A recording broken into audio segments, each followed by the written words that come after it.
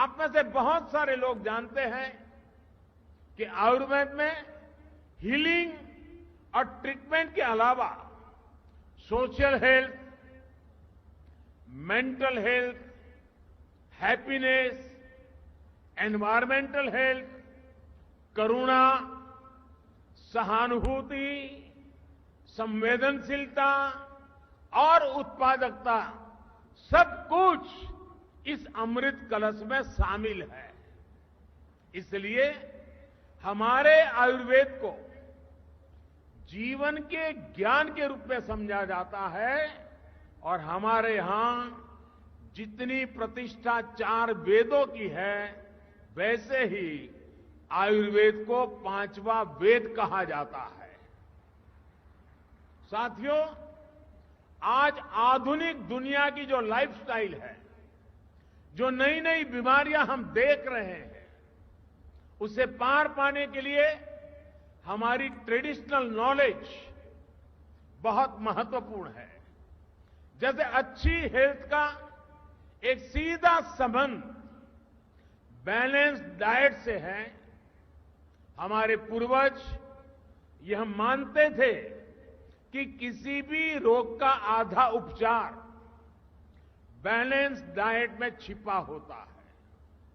हमारी पारंपरिक चिकित्सा पद्धतियां इन जानकारियों से भरी हुई है कि किस मौसम में क्या खाना चाहिए, क्या नहीं खाना चाहिए, और इन जानकारियों का आधार सैकड़ों वर्षों का अनुभव है, सैकड़ों वर्षों के अनुभव का संकलन है।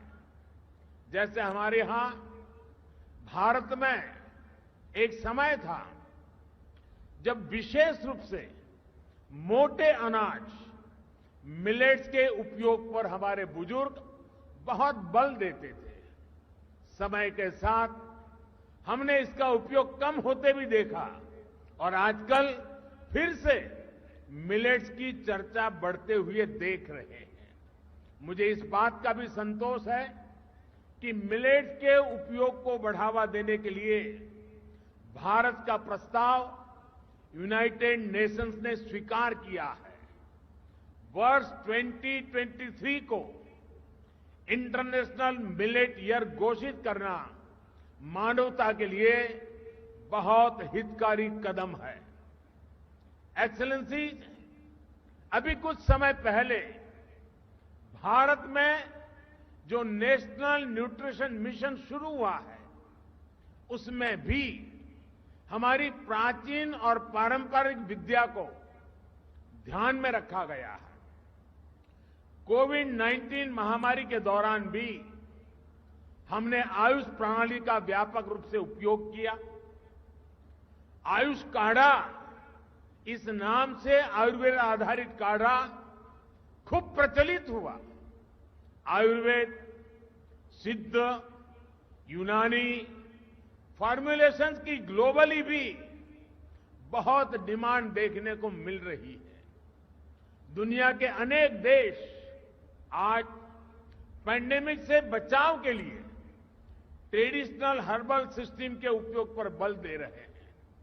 साथियों, आयुर्वेद और इंटीग्रेटिव मेडिसिन के क्षेत्र में भारत के जो अनुभव है, उनको दुनिया के साथ साझा करना भारत अपना दायित्व समझता है।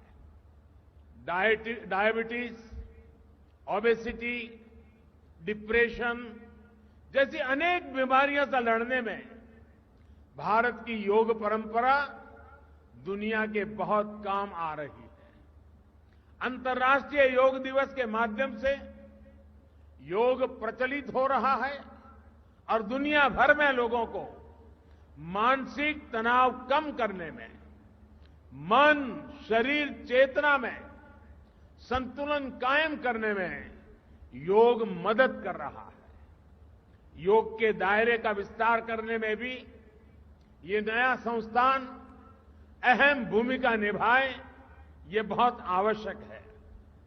एक्सेलेंसी, आज इस अवसर पर मैं इस ग्लोबल सेंटर के लिए 5 लक्ष्य भी रखना चाहता हूं।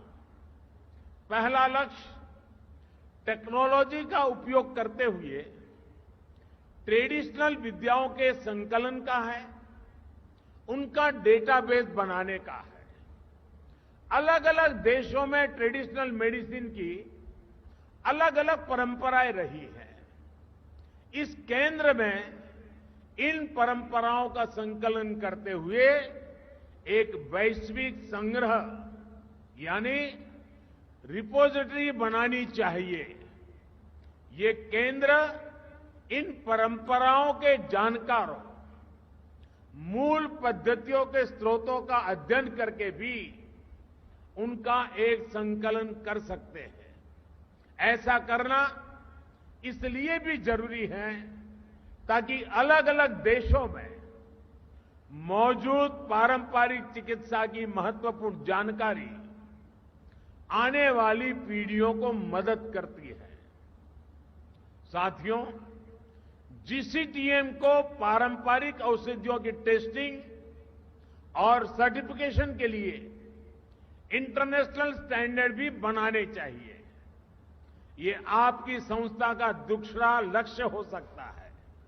इससे हर देश में लोगों का भरोसा इन औषधियों पर और बढ़ेगा। हम देखते हैं कि भारत की कई पारंपरिक दवाइयां विदेशियों को भी बहुत प्रभावी लगती है, लेकिन वैश्विक स्टैंडर्ड न होने की वजह से उनका नियमित व्यापार सीमित रहता है। इसलिए उनकी उपलब्धता अभी कम रहती है। मुझे लगता है कि कई दूसरे देशों को भी इसी तरह की मुश्किल आती होगी। इस ग्लोबल सेंटर को इसके समाधान के लिए भी काम करना चाहिए। WHO ने भी हाल में आयुर्वेद, पंचकर्म और यूनानी के लिए बेंचमार्क डॉक्यूमेंट तैयार किए हैं। इसका विस्तार किया जाना भी जरूरी है। साथियों, जीसीटीएम एक ऐसा प्लेटफॉर्म बनना चाहिए जहां विश्व की पारंपरिक चिकित्सा पद्धतियों के एक्सपर्ट्स एक साथ आए, एक साथ जुटे, अपने अनुभव साझा करें। इन प्रयासों को ये ग्लोबल सेंटर अपना तीसरा लक्ष्य बना सकता है।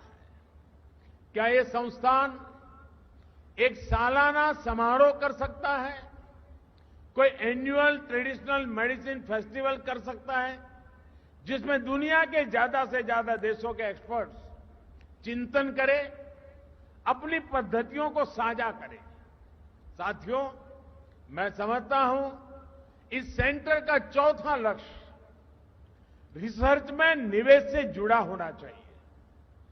जीसीटीएम को ट्रेडिशनल मेडिसिन के क्षेत्र में रिसर्च के लिए फंडिंग को मोबिलाइज करना चाहिए। हम देखते हैं कि आधुनिक फार्मा कंपनियों के लिए रिसर्च क्षेत्र में अरबों खरबों डॉलर्स उपलब्ध रहते हैं। हमें उसी तरह के रिसोर्सेज ट्रेडिशनल मेडिसिन में रिसर्च के लिए भी तैयार करने चाहिए। पांचवा लक्ष्य ट्रीटमेंट प्रोटोकॉल से जुड़ा है। क्या जीसीटीएम कुछ स्पेसिफिक बीमारियों के लिए होलिस्टिक ट्रीटमेंट प्रोटोकॉल विकसित कर सकता है जिसमें मरीज को मॉडर्न और ट्रेडिशनल मेडिसिन दोनों का फायदा मिले? अपने हेल्थ केयर सिस्टम में इन प्राचीन विद्यालयों के इफेक्टिव इंटीग्रेशन से अनेक बीमारियों से लड़ने में मदद मिल सकती है। साथियों, हम भारतीय वसुधैव कुटुंबकम और सर्वे संतु निरामय इस भावना से जीने वाले लोग हैं। पूरी दुनिया एक ही परिवार है और ये पूरा परिवार हमेशा निरोगी रहे, ये हमारा दर्शन रहा है।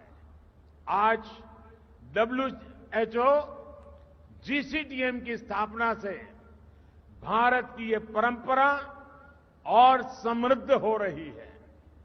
डब्ल्यूएचओ का यह केंद्र विश्व भर में लोगों का स्वास्थ्य बेहतर बनाएगा।